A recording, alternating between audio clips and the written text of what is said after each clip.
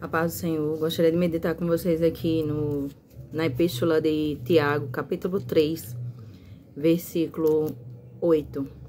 Diz assim: a língua, porém, nenhum dos homens é capaz de domar. É mal incontido, carregado de veneno mortífero. Com ela bendizemos ao Senhor e Pai. Também com ela amaldiçoamos os homens feitos à semelhança de Deus. De uma só boca procede bênção e maldição. Meus irmãos, não é conveniente que estas coisas sejam assim. Acaso pode a fonte jorrar do mesmo lugar o que é doce e o que é amargoso? Acaso, meus irmãos, pode a figueira produzir azeitonas ou a videira figos?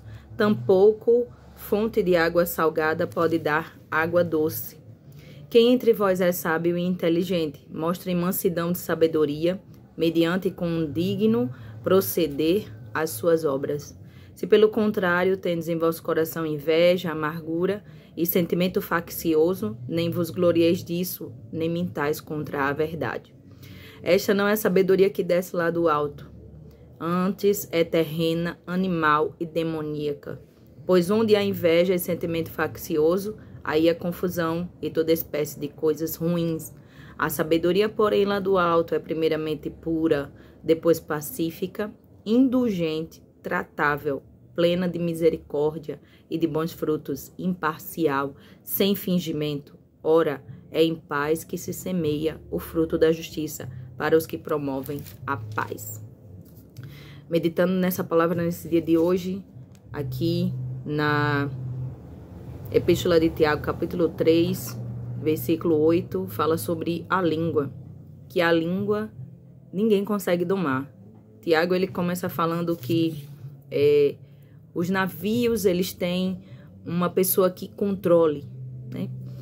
Os barcos podem controlar, né? Podem ser controlados, melhor dizendo, pela pessoa que vai remando.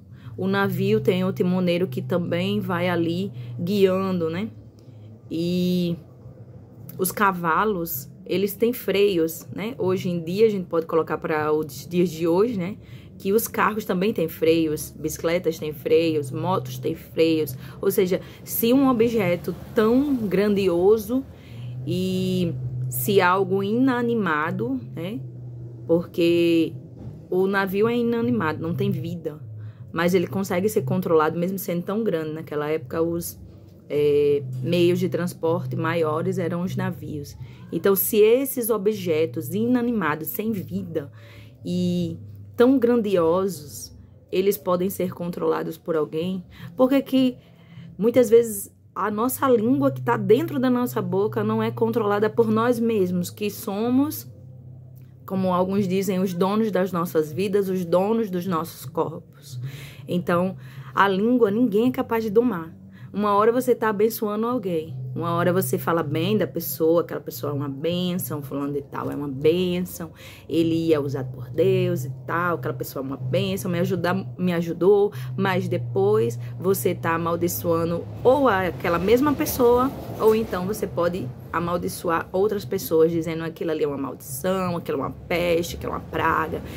Às vezes isso recai até contra os filhos, contra a família, né? A esposa amaldiçoa o marido amaldiçoa a esposa, o pai, a mãe amaldiçoa os filhos, e os filhos amaldiçoam o pai e a mãe. Então, nós que somos cristãos, a Bíblia diz assim, de uma mesma fonte não pode proceder água salgada e água doce, né? A gente sabe que a água doce, ela é proveniente de rios, de fontes. A água doce que é chamada que é a água que é potável, né? Que é a água que pode se beber com um tratamento, é claro, mas ela não é salgada, ela não é amarga.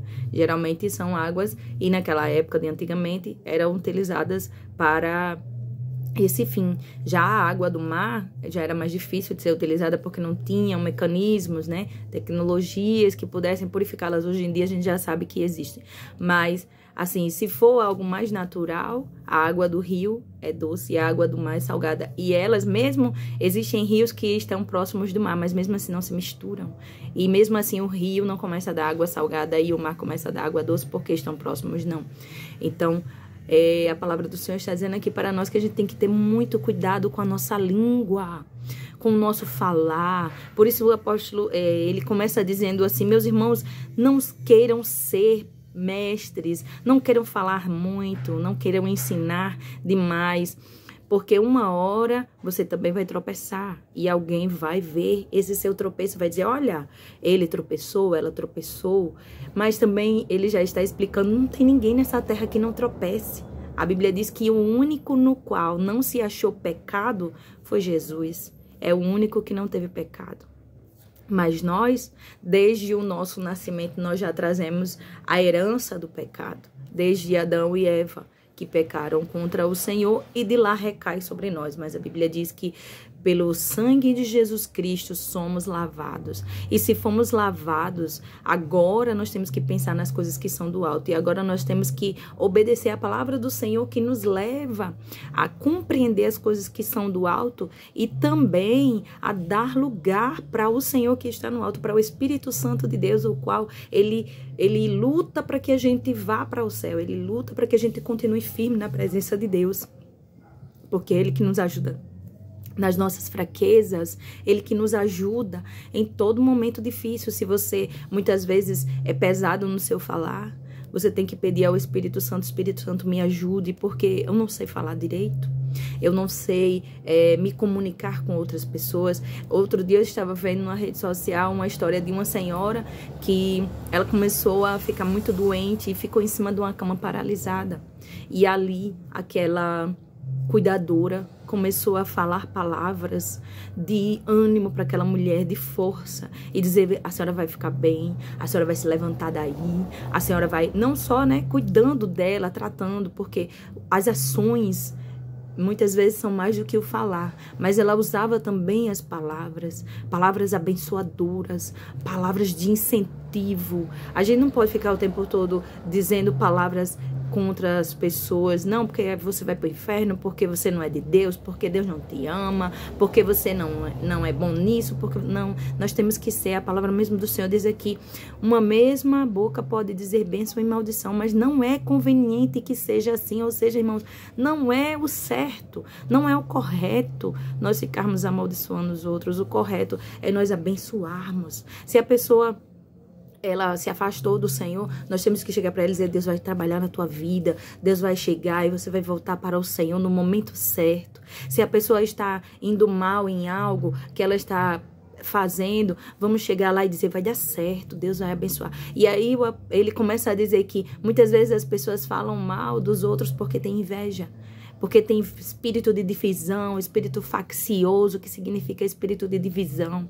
Mas Deus não quer que o crente, que o servo dele seja um divisor. Ele quer que a gente ajunte, como o Senhor Jesus, ele mesmo disse: aquele que comigo não ajunta, espalha. Ou seja, muita gente está com ele, mas não está ajuntando, está espalhando. Nós temos que juntar pessoas para chegarem até o céu, para chegarem até o reino de Deus. E isso nós vamos fazer através também da nossa boca, das nossas palavras. Se você não tem algo de bom para falar, então fecha a boca, é melhor. É melhor fechar a boca, é melhor controlar a boca. Uma parte do fruto do Espírito é a temperança, o domínio próprio, o controle da sua vida, das suas ações, da sua mente. A gente não pode ficar o tempo todo se descontrolando, porque nós temos a mente de Cristo. A Bíblia diz que nós temos a mente de Cristo, a mesma mente que estava em Cristo. E se nós temos a mesma mente que estava em Cristo, nós queremos abençoar as pessoas. Um certo momento a Bíblia diz que os discípulos de Jesus chegaram para o Senhor porque viram que pessoas não quiseram aceitar Jesus como Salvador, não queriam ouvir a palavra dele, que tentaram expulsar ele da cidade. E aí os seus discípulos disseram: Senhor, o Senhor quer que a gente faça igual a Elias? Peça que Deus mande fogo para queimar todo esse povo dessa cidade. Jesus olhou para ele e disse: vocês, que espírito é o que está em vocês? Eu não vim para condenar as pessoas, eu vim para salvá-las. Então, mesmo que alguém não queira, que rejeite, Jesus, ele veio para salvar, e ele é misericordioso, e ele tem longanimidade para conosco, do mesmo jeito que eu e você erramos, e a gente quer ser perdoado por Deus depois de cometer aquele erro. Outras pessoas também precisam ser perdoadas. E a gente tem que mostrar isso para elas, que Jesus, ele já mudou a nossa vida e que agora nós que éramos pessoas que vivíamos amaldiçoando, que vivíamos reclamando, agora somos pessoas que abençoamos, somos pessoas que temos gratidão, que mostramos gratidão primeiro a Deus. Somos gratos também aos que nos fazem bem e oramos pelos que nos maltratam e nos perseguem, para que sejamos filhos do nosso Pai que está no céu. Ele mesmo disse, está lá no livro de Mateus capítulo 5. Se você for ler, lá nas bem-aventuranças também diz isso. Abençoai os que vos amaldiçoam. E essa palavra que fica para a nossa meditação nesse dia. Que Deus continue abençoando nossas vidas. Em nome de Jesus. Amém.